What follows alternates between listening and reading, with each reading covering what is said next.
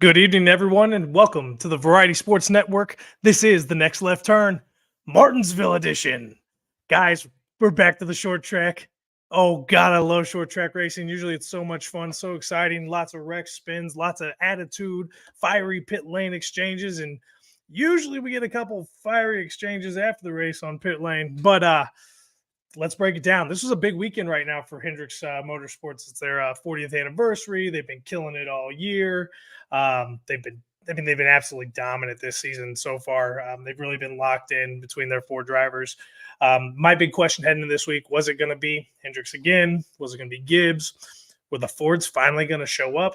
After qualifying, we really thought there was going to be a chance there because the Stewart Haas cars looked good.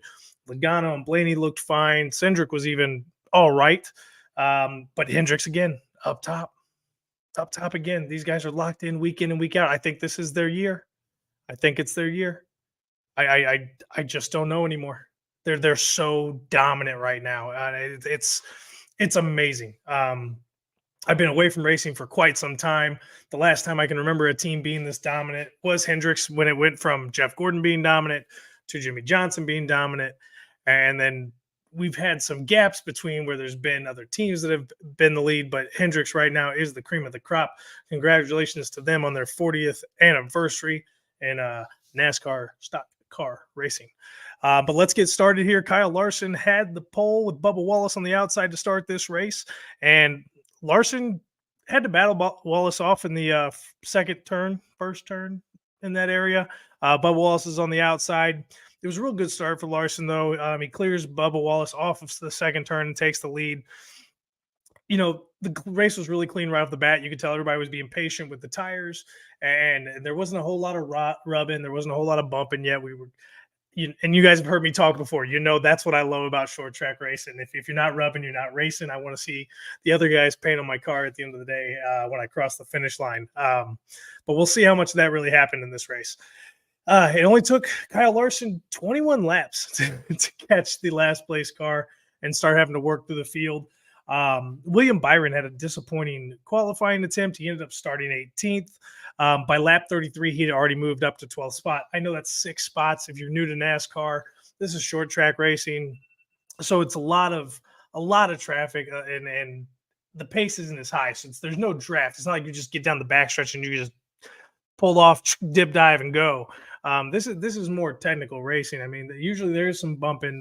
There is finding that right lane to be in and using your car correctly as the track changes. And with Martinsville, you got asphalt straights, you got concrete turns. There's a little bit of a difference for the surfaces. So it's something that always gets taken into account at this track. But stage one was really, really calm. There was no real heavy action. I mean, it was good racing. Don't get me wrong. It was good short track racing. It was just very clean. It didn't look like anybody was trying to step on anybody's toes. They weren't trying to rumble early in Martinsville. I think we've had enough of that early in the season, and the guys are calming down. They know this is a long, long season. There's lots of races to win. And with the way Hendricks is and Gibbs have been rated right now, everybody's just really racing for stage points and just finish as high as they can. So always being aggressive right now maybe isn't the best strategy. It's going to get you wrecked out, and it's going to make it harder for teams to compete come into the year. Stage one was only 80 laps long. Kyle Larson, he just set the pace. He set the pace all day long. I mean, at lap 50, he really gets into the heavy traffic. And he's got a 1 second lead on Bubba Wallace. And Bubba Wallace had a really good race today. He had a great setup. The 2311 team had him rearing and locked in, ready to go. By that lap 50 point, I already mentioned Byron was moving up through the field. At this point, he was in ninth. So he was making good, steady strides throughout the race. Like I said, we get to lap 80 or 79 here, 1 lap to go in stage one. Wallace has finally ran down Larson. He's on his bumper. He's pushing him for the stage win, but Larson shuts him down in the bottom lane, and Larson wins stage one. No surprise there. Again, Hendrick looked absolutely dominant. Nobody really pits in the first stage. So we get the pitting at the stage break. Leaders going into the pit were Joey Logano, Ty Gibbs, and Chris Buescher. they only took 2 tires. This was a strategy thing, and most guys on the broadcast were talking about how it's Martinsville. You don't ever take 2 tires unless it's the end of the race or you're at the end of a stage, because fuel is not an issue here. It's making your tires last, and like it is with every short track. Not quite the issue that we had in Bristol by any means. We haven't seen that again since, and we'll see if that happens at Bristol in the fall race. But this is these short track races are very much it's how good of a driver are you technically to conserve your tires, because like you said, the fuel windows in these races are 150 to 185 190 laps. So fuel is not really the issue at these short track races. It's all about conserving that tire, and this is where we're seeing the old dogs really come through and lead the way, like Hamlin's done frequently this season. Aaron, I see you in the show. Don't forget to like the Next Left Turn and sub to the Variety Sports. Aaron, I appreciate it, man. I appreciate you love the content we're putting out. Doing the best I can to learn and be good for you guys every week. But I appreciate that, man. Thanks for being here tonight. So we're going through the pits. Everybody else took 4 tires. Ricky Stenhouse Jr., he spun entering the pit, had a little contact with Chase Elliott. He had to back up multiple times to get the stall. It's Ricky Stenhouse Jr. He wasn't a significant factor in this race. We're going to dive into that. I do want to say Todd Gilliland had some trouble early in the race, and he fought through it and got back to the race. He had to serve a penalty for leaving the wrench. I don't remember the exact name of what wrench it is. I think it's the wedge wrench.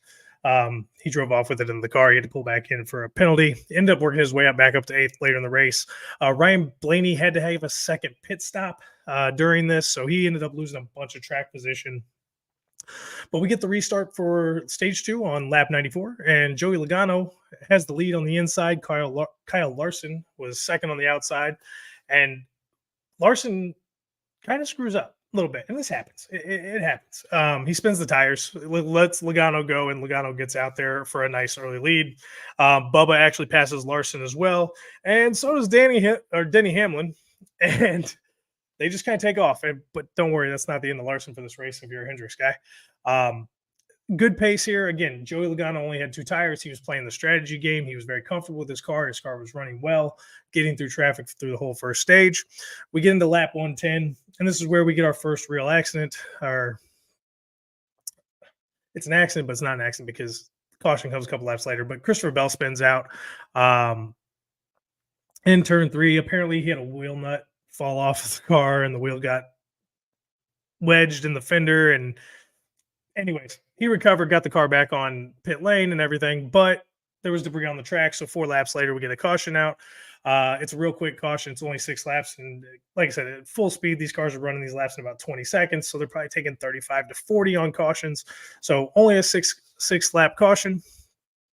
Joey Logano again takes the lead with the start. Bubba Wallace was a second. Denny Hamlin was behind him. And Bubba Wallace was good, man. He was good. He kept the pressure up all day in the beginning of the race, but they were moving. At lap 122, this is kind of where we're starting to see things spread out, and we're starting to see that Hendricks Motorsports team really just show their dominance. They were 4, 5, 6, and 7. It was Larson, Elliott, Bowman, and Byron. I mean, these guys were just set up. You could tell it was important to them to run well this week for their owner. Very big weekend again for Hendrick Motorsports. I mean, he had like 1,500 employees out to this race, covered for all of them to go. Took care of like the whole weekend from what I understand. And if I'm wrong on that, my apologies. But Hendricks is being a great dude, brought all of his people who've got him and his team and his company where they're at to the big celebration for the 40th. So I think the guys felt a little pressure and a little extra incentive to have a really, really good race. And historically, they're the best. They have the most wins in NASCAR stock car cup racing at Martinsville as a team. So it's kind of expected they'll be there. At this point, we're like 150 laps in. Joey Logano finally catches the tail end of the field because there's been a little bit of racing. Took a little bit of time. And it's just good, clean racing. We don't really have much going on there. You don't see any animosity between the drivers at this point in the race. Joey Logano, we're getting to like that the end of stage 2, and those tires are really starting to hurt Logano at this point. as we get to the end of stage 2, Logano's falling back to 5th, and Denny Hamlin's up to 2nd place. Yes, there you go. Thank you for that, Aaron. 29 Martinsville wins for Hendricks now. That is the record overall for NASCAR history. I knew it was, I didn't want to be wrong. I thought it was 27. It's 28, 29 now. So there we go. We get to the end of stage 2, and we get to the pitting for going into stage 3. The leaders in the pits were Ryan Blaney, Ty Gibbs, and Daniel Suarez. These guys took 2 tires this time. Again, we're seeing the 2-tire strategy that was talked very negatively about by the broadcast. But again, it's a gamble. We hadn't had a lot of accidents at this point in the race. You know that tempers are gonna heat. They're gonna rise. We're gonna start seeing some trading of paint. So they're taking the bet that, hey, I'm gonna take 2 now. I'm gonna get the track position. We have the fuel. I'm gonna wait for that caution to come out when everybody comes in, and I'm gonna use this as an opportunity to move myself up and my team up in the field. Sometimes it works, sometimes it doesn't. Let's just put it that way.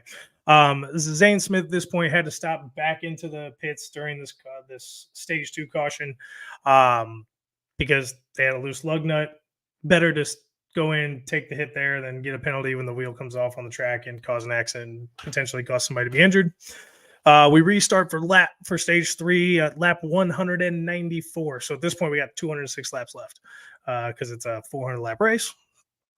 And Denny Hamlin has the lead. Chase Elliott's on the outside.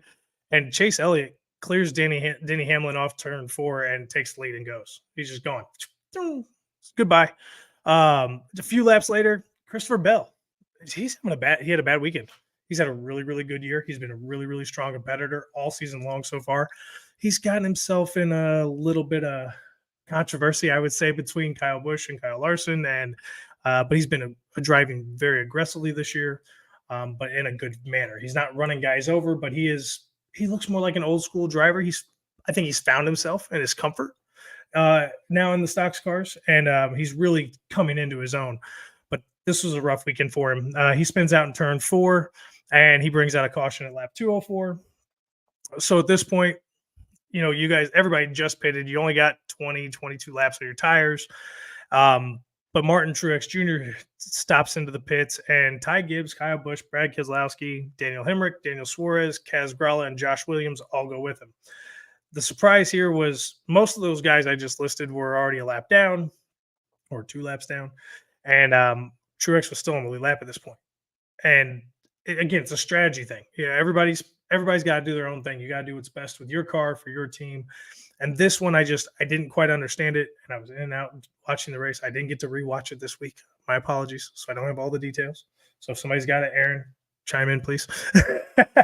But we get back to racing, and William Byron ends up taking the lead from Denny Hamlin because they're pitting.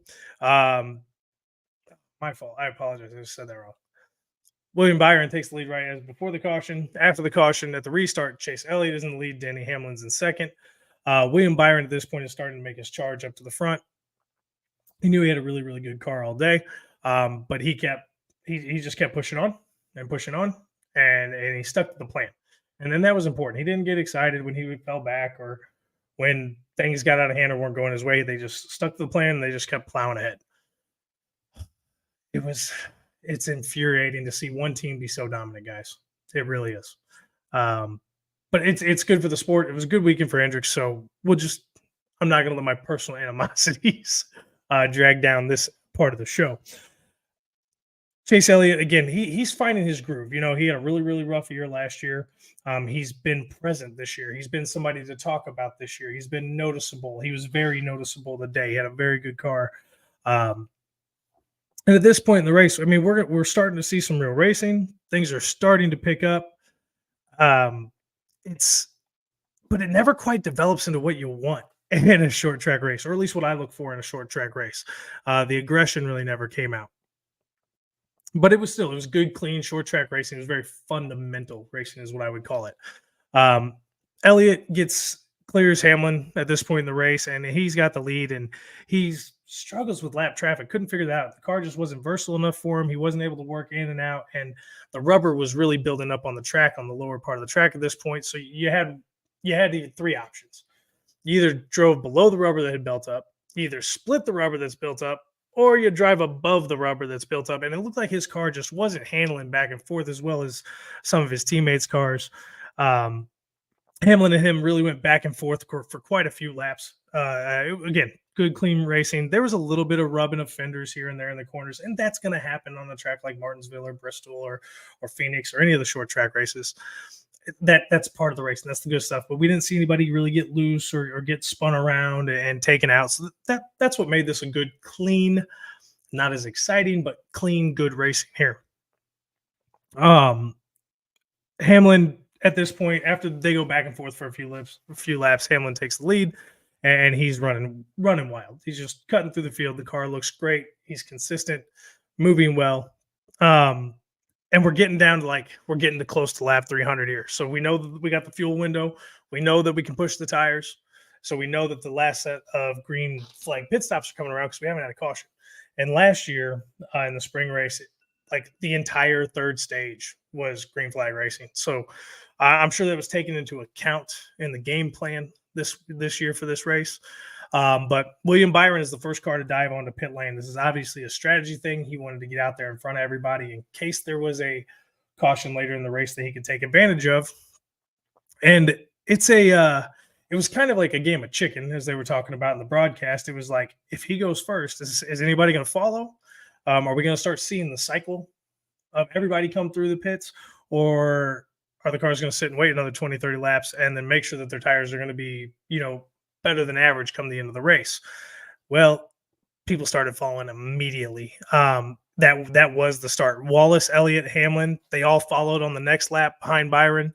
And then it just cycles through the whole field cycles through at this point.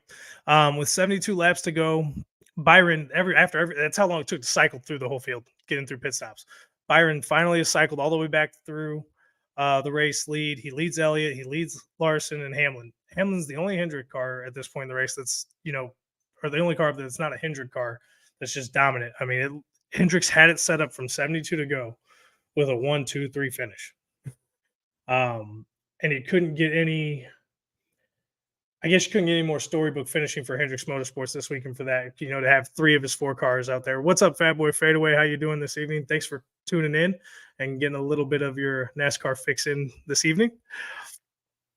So it's real good racing, but again, the Hendricks cars are just out. They're running with 40 to go. Byron's got like a 3-second lead over Elliott, and you're coming through traffic. So that can work good for Byron. It could work good for Elliott, because if Byron gets a bunch of side-by-side traffic or just a bunch of cars in line in front of him, they're going to slow him down. He's not going to be able to keep that pace. He's going to have to use some more tire, moving up and down and back and forth to get around these other cars.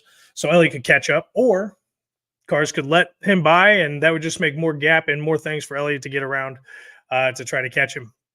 So at this point in the race, it really looks like it's over.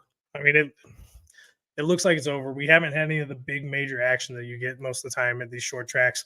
But with 2 laps to go, John Hunter Nemechek blows a tire, tags the wall, cautions out. We're going to overtime, baby. Short track overtime is always fun, because that's where we usually get we finally get that fire, right? I'm jacked up at this point. I'm like, all right, honey, stop. Kids, be quiet. I got to see what's going to happen here. I'm getting all excited for a big finish, maybe 2 overtimes. Obviously, we had an overtime finish last week where Hamlin jumped the gun, and NASCAR didn't flag him on it and didn't review it. They want him to win, in my opinion. I'm not saying it's scripted. I'm not saying it's scripted like the No Fun League is, or like the WWE, which is having WrestleMania this weekend. It's been a great show from what I understand. But we go into overtime, and the green flag drops. It's Byron, it's Elliott, side by side, and they go. And they are side by side. They go into the first turn. They rub and fenders. They don't look like teammates anymore. They don't look like teammates anymore at this point in the race. Elliott's leaning. Byron's leaning. They're pushing back and forth. Byron does hold him off, and Byron gets out in front and goes and takes the win. And so here we go. It was a 1-2-3 finish for Hendricks Motorsports. Bubba Wallace came in 4th, one of his best races of the year. Hands down, looked phenomenal all day long. The car was set up right. He drove calm, cool, and collected, and looked like an absolute pro. Ryan Blaney, again, very quiet day very quiet day. Another quiet day for Ryan Blaney from Penske Motorsports. Finishes with another top 5. Joey Logano looks like he's finally getting his legs underneath him. He gets a top 10 finish and finishes 6th. Tyler Reddick comes in 7th. Alex Bowman in 8th. Ryan Preece in 9th. And Chase Briscoe rounds out the top 10. Denny Hamlin finally finishes outside the top 10. It seems like he's been up there all season. He gets the 11th place finish. So Stewart-Haas Racing did have a pretty good day with the 9-10 finish there. Penske had a couple cars at 5 and 6. So Ford looks like they're starting to find their way. The two big powerhouse Ford teams look like they're starting to find their way. I expected RFK to be up there because Buescher's been really good at these tracks for the last year or so, but he did not have quite as good of a day as I was expecting. Eric Jones came in 12th. Again, I said Todd Gilliland had some issues early in the race. Team kept him in it, fought through it, got through his penalty, his stop, go, drive, but through penalty, whichever it was. He ends up finishing 13th. Ross Chastain, no watermelon man today. He finished 14th. Chris Buescher, there he was at 15th. Kyle Busch, a disappointing day for him at this track, finished 16th.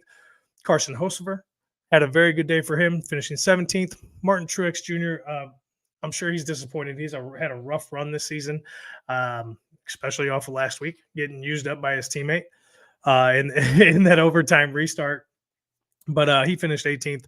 Ty Gibbs, 19th. Noah Gragson, 20th. Michael McDowell, who's had a fairly quiet year outside of the 500, the Daytona 500, finished 21st. Daniel Suarez, 22nd. Hendrick with 23rd. Brad Keselowski at 24th. Josh Berry, another disappointing day for him with Stewart-Haas Racing.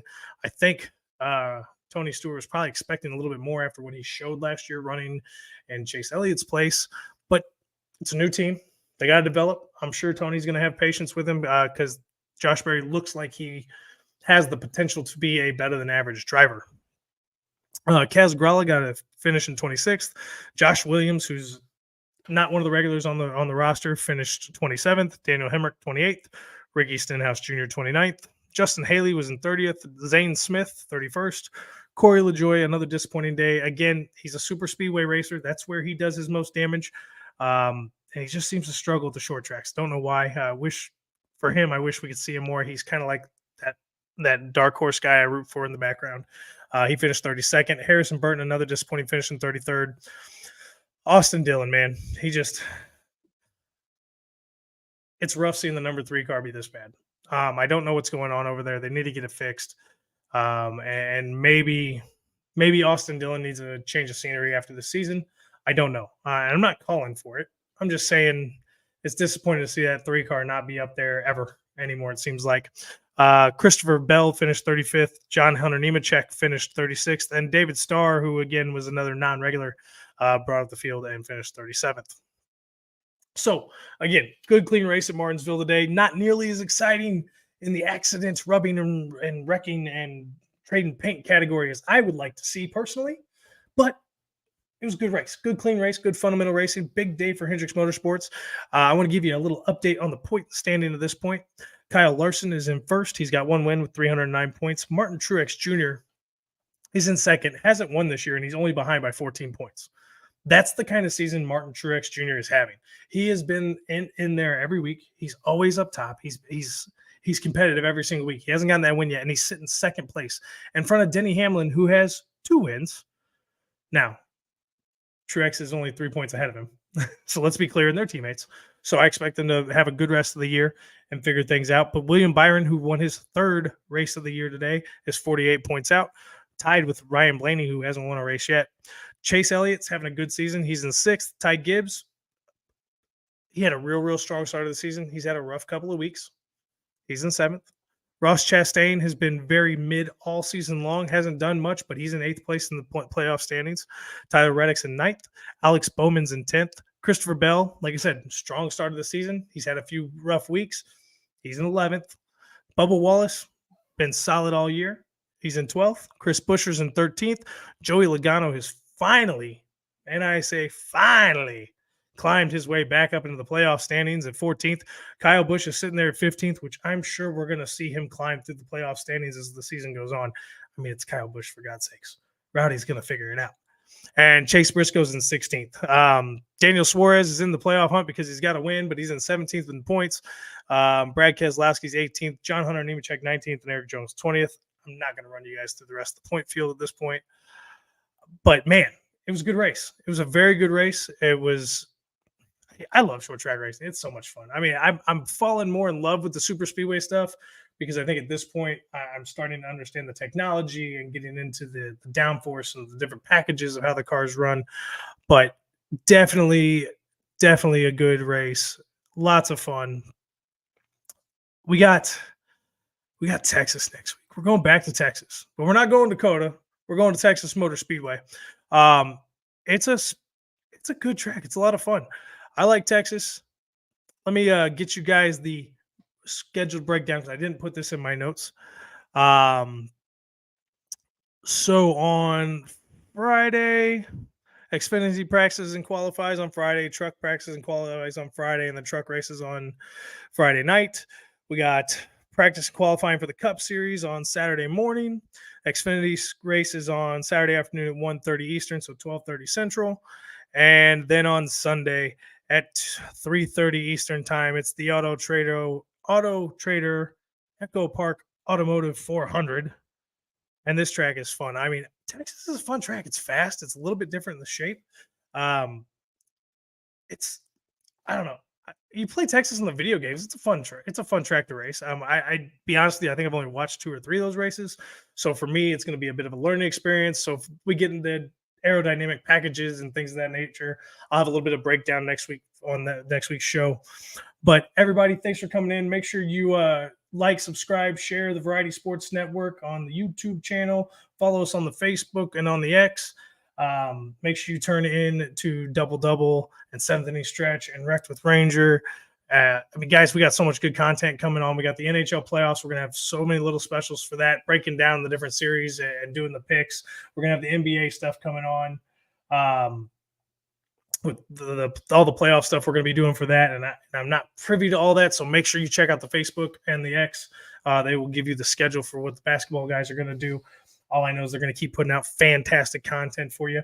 Make sure you comment in. I thank everybody for being here this evening, and I hope you guys have a great week. Texas next week. We're going to go fast. It's going to be great. You guys have a great week. We'll see you next weekend.